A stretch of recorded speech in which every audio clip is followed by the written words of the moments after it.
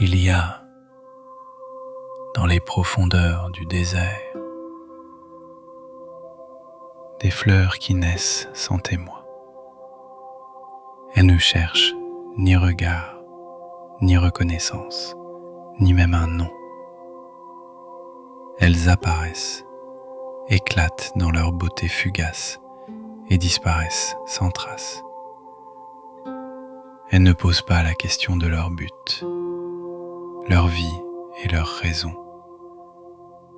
Leur parfum n'est pas offert, il est simplement là.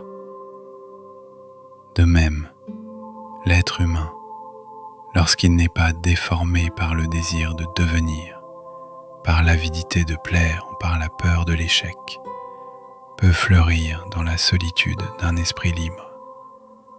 Mais nous ne savons plus fleurir.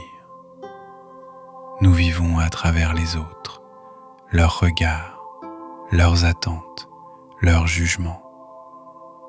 Depuis l'enfance, nous sommes façonnés par la comparaison, par l'ambition, par l'imitation. On nous enseigne à être meilleurs, plus forts, plus compétents, plus quelque chose, jamais à être simplement ce que nous sommes. Et alors commence une quête sans fin. Nous voulons être cette image que nous avons fabriquée, et dans cette poursuite, nous nous perdons. Vous voyez, l'esprit devient alors un champ de bataille. Il lutte contre lui-même, entre ce qu'il est et ce qu'il pense devoir être. Et cette lutte, même si elle est habilement déguisée en vertu ou en progrès, est une forme subtile de violence. Ce que nous appelons souvent croissance personnelle n'est, bien souvent, qu'un raffinement de la souffrance. Tant que je veux devenir quelque chose, je suis divisé, et cette division est source de conflit. Or, il n'y a de beauté véritable que dans l'absence de conflit. Comme la fleur du désert, la vie devient alors silence, simplicité et lumière. Ce n'est pas un silence vide ou passif, c'est un silence vibrant, d'une sensibilité aiguë, dans lequel chaque chose est perçue dans son intensité. Un rayon de soleil sur une pierre, le rire d'un enfant, le tremblement d'une feuille. Ce silence est intelligence, non pas celle des livres ou des idées, mais celle du regard sans filtre, de la présence sans passé. Fleurir, c'est cela. Non pas s'accomplir dans le futur, mais être totalement ce que l'on est maintenant, sans fuite.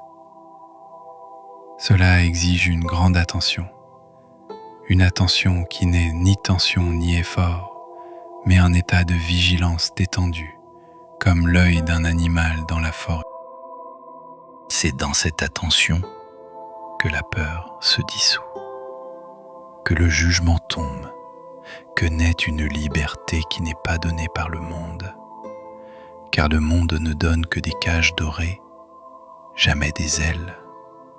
La véritable lumière n'est pas celle qu'on reçoit des autres, elle est celle qui naît de l'intérieur, quand cesse le mouvement de la pensée qui compare, qui mesure, qui juge. Alors, dans ce calme absolu, quelque chose de profond surgit, une clarté sans cause, une joie qui n'est pas le contraire de la douleur, une solitude qui n'est pas isolement, mais plénitude. Et peut-être est-ce cela, briller de sa propre lumière, ne dépendre d'aucune influence, d'aucune autorité, d'aucun système, être libre de l'intérieur, comme cette fleur du désert qui ne demande rien au monde et qui pourtant illumine le sable par sa seule présence.